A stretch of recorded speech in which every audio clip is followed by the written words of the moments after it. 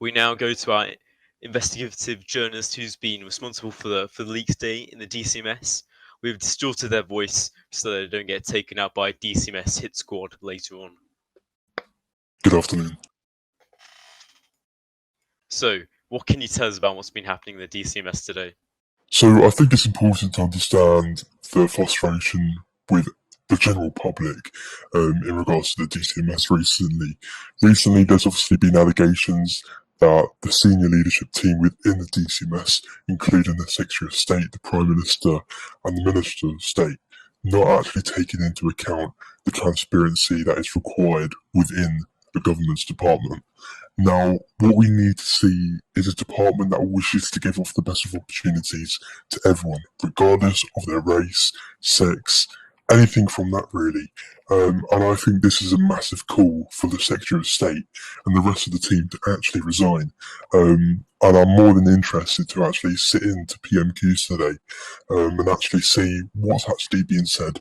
And I think it's important to actually understand that, yeah, she may have not wrote the bill.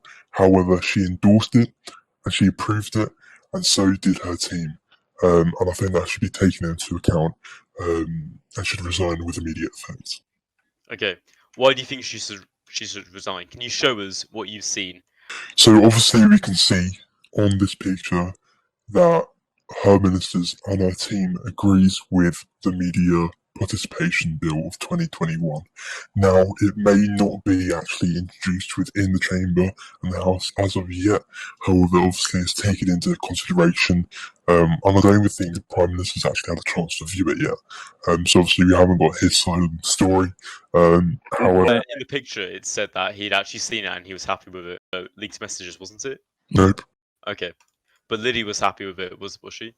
Yeah, so as we can see, she says, no, I've ruined my reputation, this is all my fault.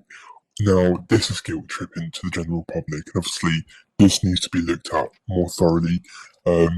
It's a drama after drama within the DCMS. Now, there's two options that I would advise the Prime Minister.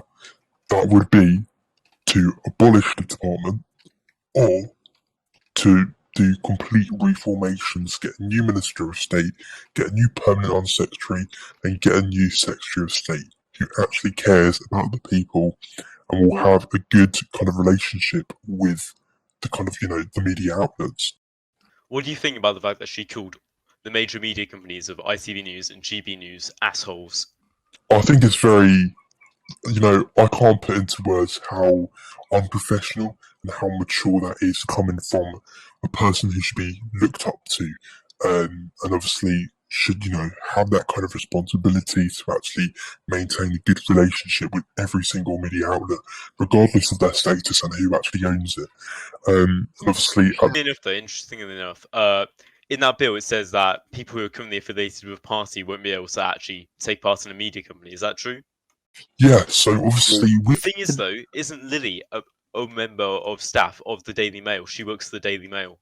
Well, no, this whole kind of drama today that unfolded before our eyes today, obviously I've got no kind of, direct kind of arguments with Lily. I think she's an amazing person in my kind of perspective anyway. But it's the fact that, she doesn't have control over her department. And I think that's a wake-up call for the department. Dina Hiko is pulling the strings currently.